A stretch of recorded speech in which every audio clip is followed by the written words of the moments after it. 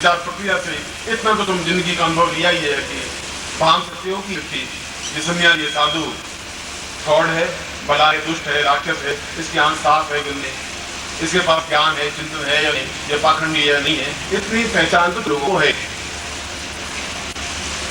और तुम्हारे अलावा भी सैकड़ों हजारों सन्यासी शिष्य भी हैं, तुम ही केवल मेरे शिष्य नहीं है।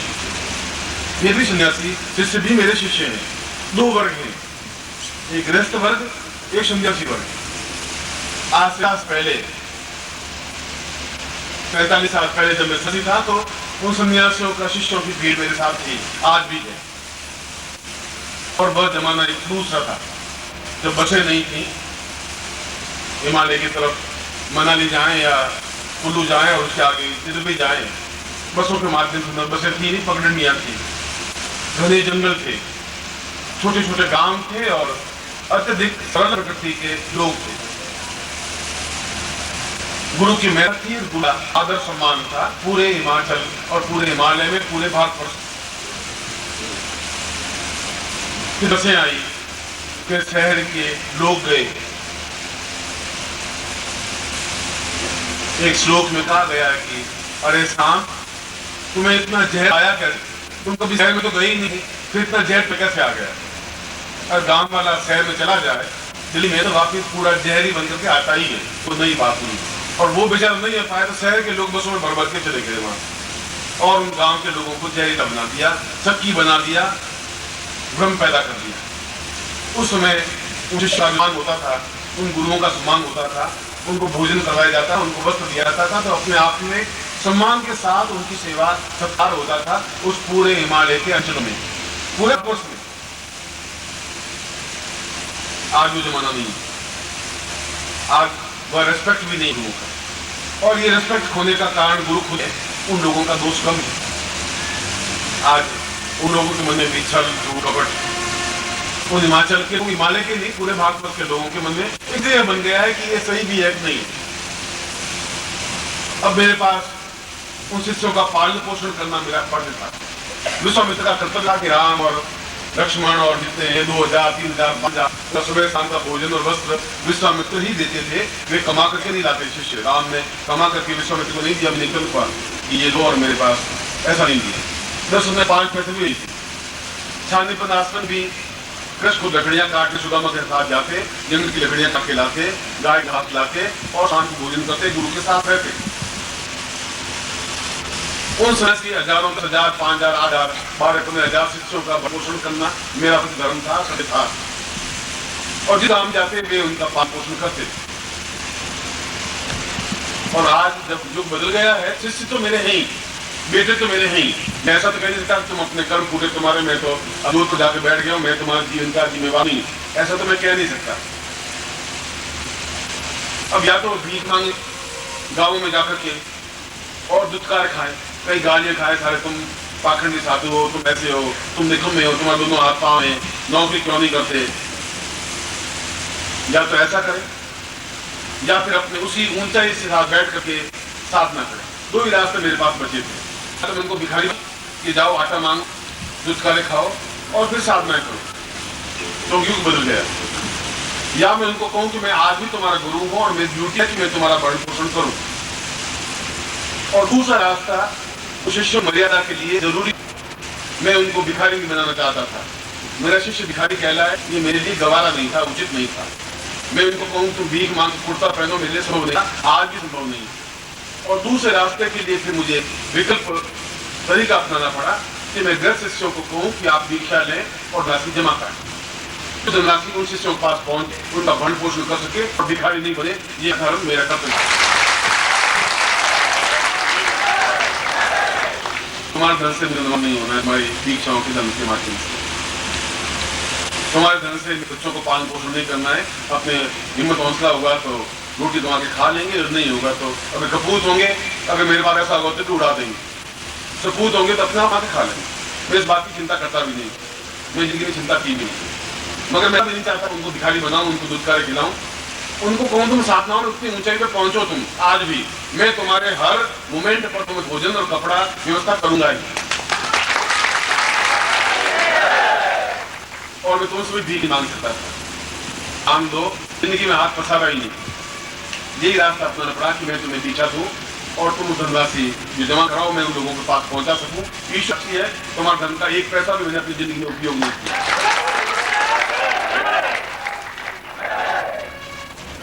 और ये तुम्हारा कर्तव्य है कि वो तुम्हारे गुरु भाई है। और यदि तुम चाहो तो मैं दीक्षा देना शुरू कर दूंगा, उनको भिखारी बना दूंगा, मुझे तो कोई आपत्ति नहीं है। मुझे इस बात में संकोच नहीं है। तो मेरी जिंदगी भर उनको आन और बान के साथ खड़े रखा है, तो जीवन की अंतिम सांस तक भी मैं उसे आमान उनको जीवित और सार्थक और समर्थ, जिससे कि वो भी अपने शिष्यों को उसी आन मान को सिखा सके, समझा सके, चेतना दे सके। और आपको भी उस प्रकार के लिए तैयार करता हूँ कि आप में त्याग करने की प्रवृत्ति हो सके। और जो त्याग करता है बहुत ऊंच होता है। बिरला यहाँ आ जाए तो आप उनके चरण छुए नहीं, छुए को ढूंढने आदि खड़े रहेंगे तो खड़े रहेंगे, यहाँ बैठ जाएंगे, ज्यादा से ज्यादा एक आदमी उनको फूलों की माला पहना देगा।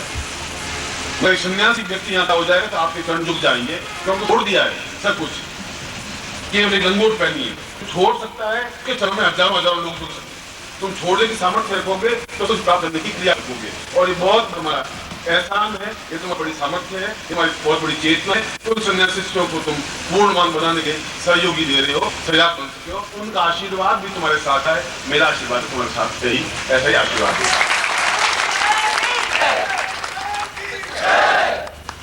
दूसरी बात में आऊँ, हालांकि मेरे कहने की बात नहीं थी, ये बहुत छोटी बात है, मगर यदि आप साधना शिविर में भाग ले रहे हैं तो पूरी क्षमता के साथ अपना नाम लिखा करके, बैच लगा करके साधना शिविर में भाग लें।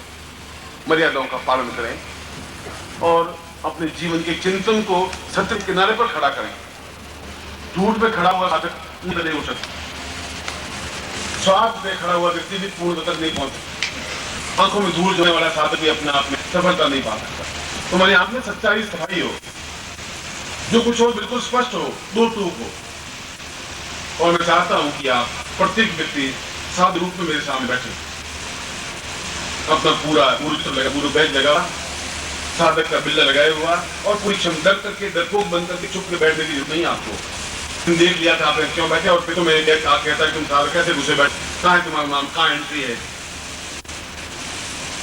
ऐसा नाम, ऐसा शब्द तुम्हारे साथ जुड़ना नहीं चाहिए, ऐसी मेरी इच्छा, ऐसा मेरा चिंतन है। क्योंकि तुम्हारे जीवन की सत्यता तुम्हारे साथ रहनी चाहिए। और फिर भी तुम्हारे जीवन में कहीं कोई न्यूनता होगी, मैं तुम्हारे प्रत्येक क्षण साथ हूँ। मेरा घर 24 घंटे मंदिर खुला है, हर क्षण हर कार्य के लिए।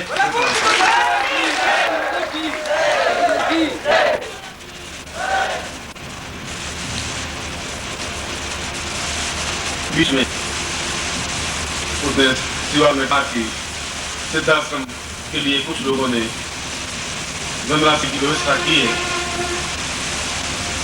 यह सिद्धाश्रम तो इतना दूर है कि आप तो फिर भी आप में से कुछ लोग और अधिकांश लोग मेरे साथ शायद द्वितीय सिद्धाश्रम तक पहुंच सको। आने वाली पीढ़ी को समझ भी नहीं पाएंगे कि उनके पास ऐसा गुरु, समर्थ चेतना युक्त गुरु हो या नहीं हो, क्या नहीं सकता। तुम्हारे पहले पीढ़ी के पास भी गुरु नहीं था ऐसा, आने पीढ़ी के पास भी ऐसा हो या नहीं हो मैं नहीं कह सकता। उस समय कुछ ऐसा सिद्धाश्रम का निर्माण हो सके जो चैतन्य हो, जिस जमीन पर, भूभाग पर आपका किसी का पैर पड़े, पापी और का पैर पड़े, तब भी एकदम उसके हृदय में हिलोर आए, आंखों में से आंसुधार बहने लग जाए और उसके गल जाए, ऐसा एक संस्था बनाना चाहता हूँ, सिद्धाश्रम का निर्माण करना चाहता हूँ। ये क्षमता है, केवल भूभाग को लेकर के मुझे कुछ बनने की जरूरत नहीं है। और सिद्धाश्रम के लिए, उस संस्था के लिए, उस भूभाग के लिए, वहां पर जो एक आ सके, उसके लिए यदि आप जिन लोगों ने किया है, मुझे बड़ा आदि है।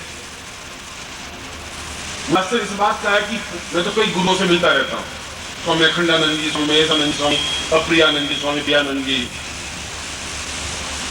उनके पास ऐसे तेजस्वी शिष्य हैं, बात कारण साथ में उनको भी कहता हूँ, बिल्कुल तलवार की धार की तरह शिष्य मेरे हैं। बात का तो मुझे गर्व है ही, और ये करता हूँ उनके सामने। इलाहाबाद में मैंने केवल 5-10 मिनट बोला था और उसके बाद में 1000 सैकड़ों लोग आए, और उसके बाद भी जिस प्रकार से उन्होंने उस सिद्धांत के निर्माण में सहयोग दिया है, याद करके आंखें नम हो जाती है कि आप लोग वास्तव में ही, आप लोगों में क्षमता है, सत्यता है, और मेरी आज्ञा मानने की हिम्मत और क्षमता है। इस बात का गर्व है, गुरु को भी गर्व होना चाहिए। और शिष्य सही है तो उसकी प्रशंसा करनी चाहिए। सही को सही कहना अपने आप में गौरव की बात है, घमंड की बात नहीं है। मैं तुम्हें इतरा रहा हूं तुम पर, ये मेरी खुशी है, मेरी प्रसन्नता है। तो जो कुछ वहां उसने बोला उसने ऐसा किया ही। मैं जानता हूँ बड़ी मजबूरियां होती, बड़ी परेशानियां होती हैं, इस बात को मैं समझता हूँ।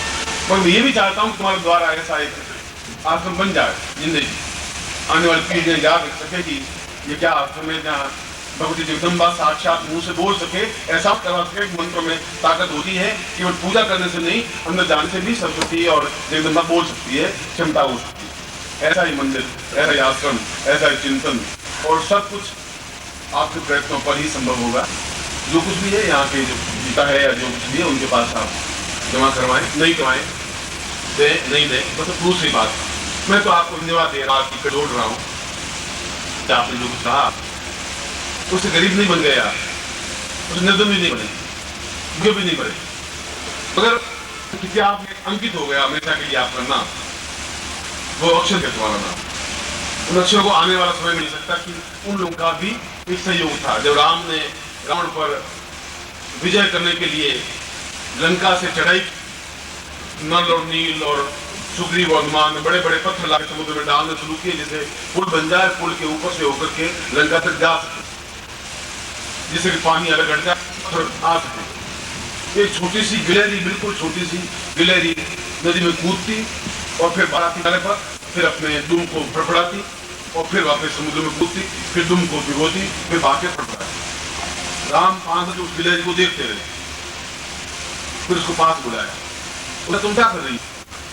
उसने कहा महाराज मैं तो बहुत छोटी सी, मैं भी समुद्र का पानी बाहर बहाने के लिए पूंछ में पानी भिगोती हूँ, बाहर आकर पानी छिड़कती हूँ, जितना भी समुद्र कम हो सके मैं कोशिश कर रही हूँ, जितना भी समुद्र कम हो सके।